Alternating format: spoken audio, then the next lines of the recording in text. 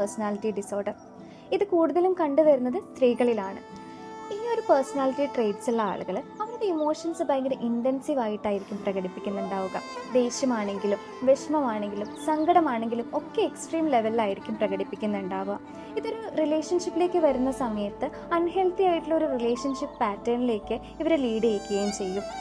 പാർട്ട്ണറിനോടുള്ള വിശ്വാസക്കുറവ്, റിലേഷൻഷിപ്പിലുള്ള insecurities, അതുപോലെ തന്നെ എൻ്റെ പാർട്ട്ണർ എന്നെ വിട്ടുപോകുമോ എന്നുള്ള നിരന്തരമായിട്ടുള്ള ചിന്തകൾ, ഇതൊക്കെ അവരൊരു റിപ്പീറ്റഡ് ആയിട്ടുള്ള സെൽഫ് ഹാം ടെൻഡൻസീസിലേക്കും സൂയിസൈഡൽ തോട്ട്സിലേക്കും ലീഡ് ചെയ്യാറുണ്ട്. ഈ ഒരു പേഴ്സണാലിറ്റി ട്രേറ്റ്സ് പലപ്പോഴും ഒരു അൺഹെൽത്തി ആയിട്ടുള്ള റിലേഷൻഷിപ്പ് പാറ്റേണിലേക്കാണ് ലീഡ് ചെയ്യാറുള്ളത്. ഇത്തരത്തിലുള്ള സിറ്റുവേഷൻസിൽ ഇതിൻ്റെ ഒരു പാറ്റേൺ തിരിച്ചറിയുക എന്നുള്ളതാണ് ഒരു ഇനീഷ്യൽ സ്റ്റെപ്പ്. നിരന്തരമായിട്ട് നിങ്ങളുടെ റിലേഷൻഷിപ്പിലും ഇതുപോലുള്ള പ്രശ്നങ്ങൾ കാണുകയും നിങ്ങളുടെ മെൻ്റൽ ഹെൽത്തിനെ അത് ബാധിക്കും, നിങ്ങൾക്ക് സ്വയം അതിനെ സോർട്ട് ഔട്ട് ചെയ്യാൻ കഴിയുകയും ചെയ്യാതെ വരികയാണെങ്കിൽ നിങ്ങൾ അതിനൊരു പ്രൊഫഷണൽ ഹെൽപ്പ് സ്വീകരിക്കുന്നതാവും എപ്പോഴും നല്ലത്.